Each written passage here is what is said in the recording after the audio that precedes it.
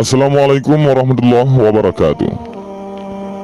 Nabi Khidir alaihissalam adalah nabi yang ditunda kematiannya karena beliau telah meminum air kehidupan ataupun ainul hayat.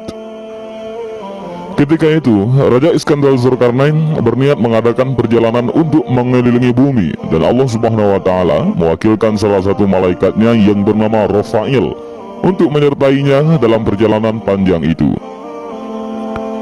Karena ditemani oleh seorang malaikat, Raja Zulkarnain banyak mengajukan pertanyaan seputar dunia dan akhirat serta isinya.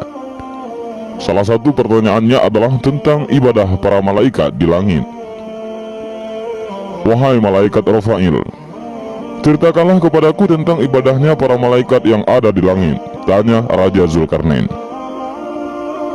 Para malaikat yang ada di langit, ibadahnya ada yang berdiri tidak mengangkat kepala selama-lamanya. Ada juga yang bersujud tidak mengangkat kepala selama-lamanya. Ada pula yang ruku tidak mengangkat kepala selama-lamanya. Jawab malaikat Rafail. Alangkah senangnya hati ini seandainya aku bisa hidup bertahun-tahun lamanya untuk beribadah kepada Allah Subhanahu wa Ta'ala, kata Raja Zulkarnain kepada malaikat Rafail waktu itu. Wahai Raja, sesungguhnya Allah Subhanahu wa Ta'ala telah menciptakan sumber air di bumi, namanya air kehidupan ataupun ainul hayat, artinya sumber air hidup. Maka barang siapa yang meminum air kehidupan seteguk, maka ia tidak akan mati sampai hari kiamat. Atau jika ia memohon kepada Allah Subhanahu wa Ta'ala untuk dimatikan, kata malaikat Rafail. Apakah engkau tahu tempat air kehidupan itu, wahai malaikat Rafail? Tanya Raja Zulkarnain kepada malaikat Rafail. Sesungguhnya air kehidupan itu berada di bumi yang gelap, jawab malaikat Rafail. Setelah Raja Zulkarnain mendengar penuturan malaikat Rafail tentang air kehidupan itu, maka Raja segera mengumpulkan para alim ulama yang ada pada saat itu. Sebelumnya, Raja bertanya kepada para ulama tentang letak air kehidupan, tetapi mereka semua menjawab tidak tahu. Wahai para alim ulama, tahukah kalian di manakah letak air kehidupan itu? Tanya Raja. Kami tidak mengetahuinya, wahai baginda. Hanya Allah Subhanahu wa Ta'ala yang maha mengetahui, jawab salah seorang ulama. Ada salah seorang ulama yang mampu menjawab meski tidak sedetail mungkin, yaitu sedetail letaknya di mana ainul hayat itu. Sesungguhnya aku pernah membaca di dalam wasiat Nabi Adam alaihissalam bahwa beliau berkata, sesungguhnya Allah Subhanahu wa Ta'ala meletakkan air kehidupan itu di bumi yang gelap. Kata ulama itu. Di manakah bumi yang gelap itu? Tanya Raja.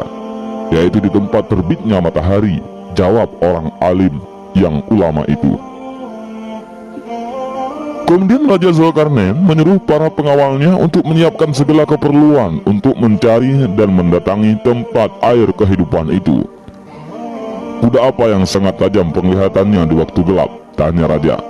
Kuda betina yang masih perawan, jawab para sahabatnya. Sesungguhnya, dan akhirnya Raja mengumpulkan 1000 kuda betina yang masih perawan, dan ia memilih di antara 6.000 tentaranya yang pandai serta ahli dalam mencambu. Di antara para tentara itu ada Nabi Khidir alaihissalam. Bahkan beliau menjabat sebagai Perdana Menteri waktu itu. Setelah dirasa semua cukup dan siap, maka berangkatlah Raja Zulkarnain dan Nabi Khidir alaihissalam yang berjalan di depan pasukan. Setelah sekian lama mencari, akhirnya mereka mengetahui tempat terbitnya matahari. Mereka pun menuju arah terbitnya matahari tersebut. Perjalanan ke tempat tujuan tersebut memakan waktu 12 tahun lamanya untuk sampai di bumi yang gelap itu. Gelapnya bukanlah seperti di waktu malam hari, melainkan gelap karena ada pancaran seperti asap. Raja Zulkarnain sudah tak sabar lagi hendak masuk ke tempat gelap itu. Namun salah seorang cendekiawan mencegahnya. Para tentara berkata kepada Raja, wahai baginda, sesungguhnya raja-raja yang terdahulu tidak ada yang masuk ke tempat ini, karena tempat yang gelap ini berbahaya. Wahai prajurit, kita harus memasukinya. Tidak boleh tidak, sanggah sang raja. Karena raja bersikeras hendak masuk, maka tak ada seorang pun yang berani melarangnya. Diamlah dan tunggulah kalian di sini selama 12 tahun. Jika aku bisa datang kepada kalian dalam masa itu, maka kedatanganku terhadap kalian termasuk baik. Dan jika aku tidak datang dalam 12 tahun, maka pulanglah kalian kembali ke negeri kalian, ujar sang raja. Setelah itu raja mendekat dan bertanya kepada malaikat Rafail, apabila kita melewati tempat gelap ini, apakah kita dapat melihat kawan-kawan kita? Tidak bisa kelihatan, jawab malaikat Rafail. Akan tetapi, aku memberimu sebuah merjan ataupun mutiara. Jika mutiara itu engkau letakkan di atas bumi, maka mutiara itu dapat menjerit dengan suara yang keras. Dengan demikian, kawan-kawan kalian yang tersesat jalan dapat kembali kepada kalian. Jelas malaikat Rafail yang lebih lanjut lagi. Dan begitulah, akhirnya Raja Iskandar Dzulkarnain masuk ke tempat yang gelap itu. Selama 18 hari lamanya tidak pernah melihat matahari dan bulan, tidak pernah melihat malam maupun siang, tidak pernah melihat burung dan binatang liar. Sedangkan raja berjalan dengan didampingi oleh Nabi Khidir alaihissalam. Pada saat mereka berjalan, maka Allah subhanahu wa ta'ala memberi wahyu kepada Nabi Khidir alaihissalam bahwa sesungguhnya air kehidupan itu berada di sebelah kanan jurang, dan air kehidupan ini aku khususkan untukmu.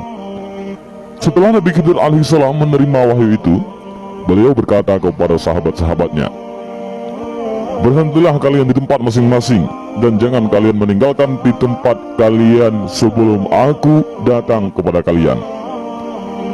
Kemudian Nabi Khidir alaihissalam menuju kanan jurang hingga beliau menemukan air kehidupan itu. Beliau turun dari kudanya, melepaskan pakaiannya dan turun ke kolam air kehidupan tersebut. Beliau mandi dan minum air sumber kehidupan tersebut, dan beliau merasakan bahwa airnya lebih manis daripada madu.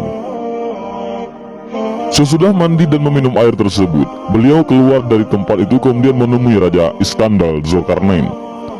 Raja tidak mengetahui apa yang telah terjadi atas diri Nabi Khidir alaihissalam.